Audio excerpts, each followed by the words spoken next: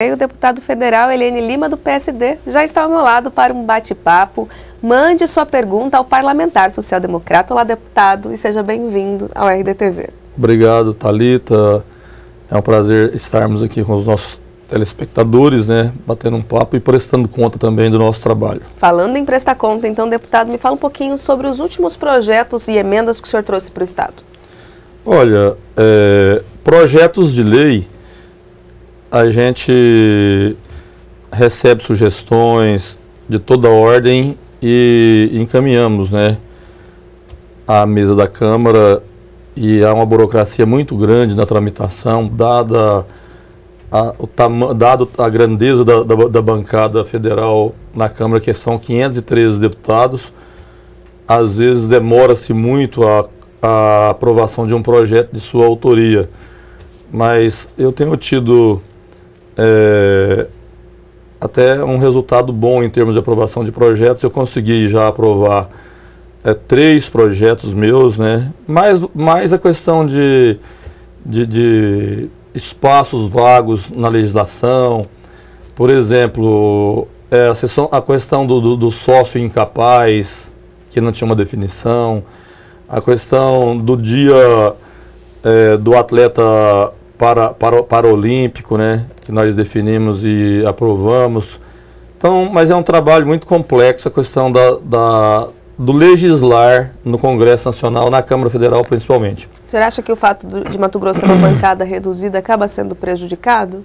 Eu acho que não só a bancada de Mato Grosso, qualquer parlamentar, qualquer deputado federal, ele tem um grande trabalho para aprovar um projeto de lei ou uma emenda de autoria. Eu, por exemplo, tenho de interesse hoje no campo energético uma alteração das CGHs, Tem as PCHs, que conseguiu uma alteração aumentando para um aproveitamento maior, e as CGHs ainda são presas a 1 mega. Eu estou tentando fazer com que eu encaixo um projeto de lei, porque nós temos um potencial muito grande, passando para 3 megas, porque com a mesma produção de energia você tem o mesmo impacto ambiental. Então, mas é uma questão muito complexa, a questão do legislar na Câmara Federal, pela grandeza da bancada federal, da 513 deputados federais. Com relação aos trabalhos de busca de emendas, de acompanhamento, de ajudar o Estado através dos programas, cada um dos deputados federais, em qualquer estado, ele tem, dependendo da sua convivência, de onde veio, uma tendência de trabalhar mais numa coisa ou noutra. Eu, por exemplo, tenho buscado uma participação maior na questão da educação. No último exercício, o último exercício em 2011, dos 15 milhões que cabe a cada um dos parlamentares federais, tanto os 513 deputados federais como os 81 senadores, dos 15 milhões que coube as minhas indicações, eu coloquei 5 milhões na área de educação. Eu estava como secretário de Ciência e Tecnologia, então eu coloquei distribuídos entre o Instituto Federal, onde eu sou professor licenciado, entre o Instituto, a UNEMAT, e a Secretaria de Ciência e Tecnologia, eu coloquei 5 milhões, 1/3 das minhas emendas. 2 milhões já é uma imposição da Comissão Mista do Orçamento, que você coloca para a saúde, para a atenção básica, E os outros, você, de acordo com o que você percebe, você vive, você define onde você coloca. Só que tem que ficar muito claro, muitas vezes os prefeitos ficam com muita expectativa atrás das emendas, e elas não são impositivas, elas são promessas. Dificilmente a gente consegue liberar desses 15 milhões que são hoje destinados a cada parlamentar, você consegue liberar mais do que a metade anualmente. Desses, aonde tem a maior facilidade? Saúde, educação, justiça.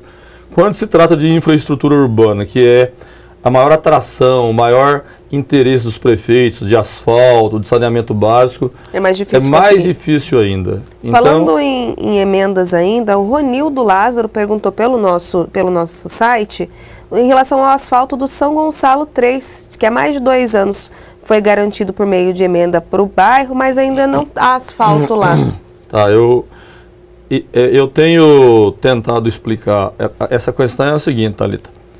Eu consegui, numa emenda de bancada, não é nesses 15 milhões, eu consegui empenhar e liberar uma emenda de bancada de 19 milhões e 900 mil reais para Cuiabá. E foram feitos os projetos, na licitação dividiu-se em seis blocos. E as empresas começaram então a trabalhar em toda a região, a gente atendendo presidente de bairro aqui, liderança ali. Aí detectou que havia uma falha no projeto, não constava drenagem em alguns daqueles blocos e houve uma paralisação. Eu acredito que nos próximos 2 meses, nesse período de chuvas que nós estamos vivendo, a gente vai normalizar isso. Houve então que ter uma participação do governo do estado, porque já havia tido com 10% de contrapartida, esses 19 milhões e 900 foi para quase 22 milhões. Quando então detectou essa falha no projeto, que tinham várias ruas, vários trechos dessa emenda que precisava de ter drenagem e não constava de drenagem, então está sendo refeito e o governador tem que colocar, o governo do estado tem que colocar, para poder atender aquele tamanho com as drenagens, em torno de mais 4 milhões de reais. Mas o governo deu um parecer, deu uma resposta, um prazo? Em várias reuniões definiu-se que tinha que fazer, porque senão ia perder 22 milhões se não alocasse esses 4 milhões de reais.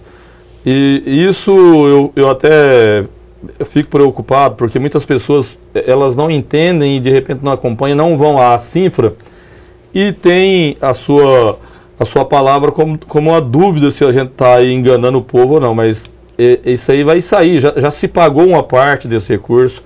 Tem um prazo para retomar Não tem prazo. O risco era não ter medido nada.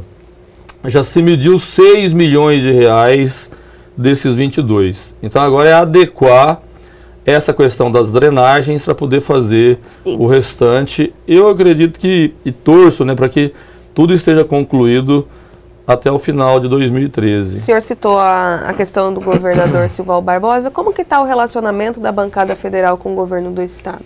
O Partido Social Democrático tem como presidente o vice-governador Chico Daltro e a nossa principal liderança é o nosso presidente da Assembleia, o deputado Riva.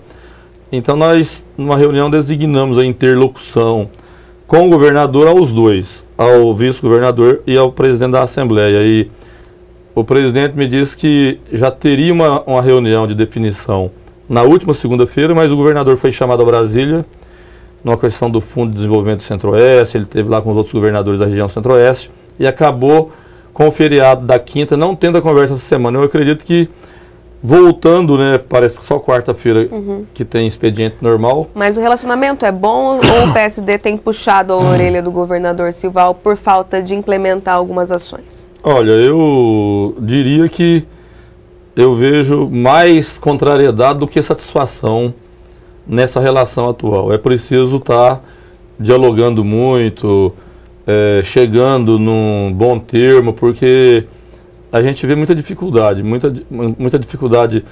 do diálogo e muita dificuldade da concretização daquilo que o partido tem proposto ao governador. O senhor já foi da CCTEC, já esteve integrando, inclusive, o próprio governo do estado. Hoje, esse relacionamento é bom? O meu relacionamento pessoal com o governador, eu diria que eu fui deputado estadual junto com ele, sou amigo pessoal dele. Eu peço a ele que tenha mais dinâmica, que tenha mais poder de decisão, porque quem demora a decidir muito acaba criando, né, uma certa descrença em torno do seu resultado, e o povo espera, e nós precisamos de um estado em desenvolvimento de mais agilidade, de mais poder de decisão, para que nós possamos dar continuidade nesse desenvolvimento que nós temos aqui no estado de Mato Grosso. Deputado, a gente acabou de sair das eleições municipais, onde muitas autoridades se empenharam aí para estar nas suas bases eleitorais. O senhor esteve reunido com o Mauro Mendes. Essa semana ou na semana passada, se eu não me engano, o que foi discutido?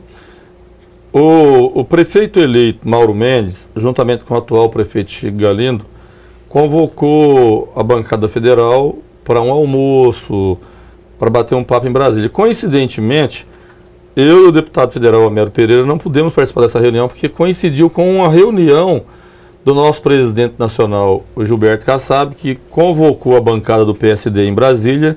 Então houve uma outra reunião no mesmo horário, mas encontrei com o Mauro, com o Chico Galindo no aeroporto, expliquei a eles da nossa impossibilidade da participação, inclusive liguei anteontem à tarde para o Mauro, disse a ele que quando retornasse a Cuiabá eu marcaria com ele, e marquei, mesmo sendo um feriado aí prolongado, né, para terça-feira pela manhã, conversar com ele a respeito das emendas, ideias que ele tem. Ele me disse de várias ideias que ele tem para fazer em Cuiabá, quer buscar apoio da bancada federal, e eu tenho toda boa vontade. É a minha principal base eleitoral. Fui vereador em Cuiabá nos anos de 93 e 94. A cidade mais votada em todas as minhas 5 eleições de deputados é Cuiabá, e eu tenho que ajudar Cuiabá. Então eu vou conversar com o Mauro e fazer o possível para ajudá-lo, tanto através das minhas emendas, do meu trabalho acompanhando os programas em Brasília. É possível que o PSD assuma um ministério, e o nosso estado é um dos estados proporcionalmente onde o PSD é mais forte. Já falei isso com o nosso presidente Kassab. Qual ministério? Tomara que dê alguns ministérios fortes, né? Mas não há um ministério em voga? Não há ainda. Até porque o nosso presidente nacional, nessa reunião, que coincidiu com a reunião do Mauro em Brasília, ele quer fazer uma consulta. A opinião pessoal dele é de compor a base da presidenta Dilma. Ele havia jantado segunda à noite com a presidenta Dilma, e ela convidou para o partido fazer parte da base, já também num gesto de composição futura em 2014. O senhor acha isso possível? Porque aqui o embate na capital, o PSD não esteve muito bem aliado não com o PT e com o MDB. Pelo menos ficou no muro, não foi declarado. Eu acho que não tem nada impossível. Hoje, quais os projetos nacionais mais em evidência? É a reeleição da presidenta Dilma, uma possível eleição do governador do Pernambuco, o presidente nacional do Partido Socialista Brasileiro, Eduardo Campos. Quem sabe uma eleição do senador Aécio Neves. Voltando eu não vejo dificuldade. O nosso partido, a origem dele é bem mesclada. Não tem dificuldade de estar com um ou com outro. Mas eu acho que é uma cultura. Se você está do lado do governo, eu penso assim, o governo federal principalmente, que tem um centralismo muito grande dos recursos que se arrecada através de impostos, você tem mais chance de ajudar o Estado. Então eu tenho essa torcida para nós ficarmos do lado da presidenta Dilma, para nós trabalharmos e trazermos mais obras para ajudar o Mato Grosso. Embora isso há uma crítica em termos ideológicos e tal, mas... Deputado, um internauta nos pergunta como o senhor avalia a possibilidade do Riva sair governo do Estado. O senhor apoiaria? Eu conheço bem o deputado Riva. É uma das pessoas que mais me impressiona e mais me impressionou durante a minha vida pela força de trabalho, pela dedicação, pela inteligência, pelo seu senso humanitário. Eu tenho certeza que se o Riva viesse a ser o governador do Estado, Mato Grosso ganharia muito com o conhecimento que ele tem, tanto na questão de legislação, do Estado em si. É o homem que mais anda nesse Estado. Então, com certeza, eu vejo uma candidatura do Riva interessante. E em relação ao PSD poder se aliar ao PP, como que estão essas conversas? Ao Partido Progressista? Essas conversas de bastidores. Eu diria que o Brasil é um país muito grande, as diferenças regionais, elas são diversas, né? São muitas, né? Em Mato Grosso, eu pessoalmente não tenho dificuldade nenhuma. Sou amigo pessoal das lideranças do Partido Progressista. Vim do Partido Progressista, então eu não vejo dificuldade. Agora, mas houve alguns entraves aí entre alguns membros. Isso existe, né? A convivência, a briga. Exemplo, Pedro Henry e José Riva.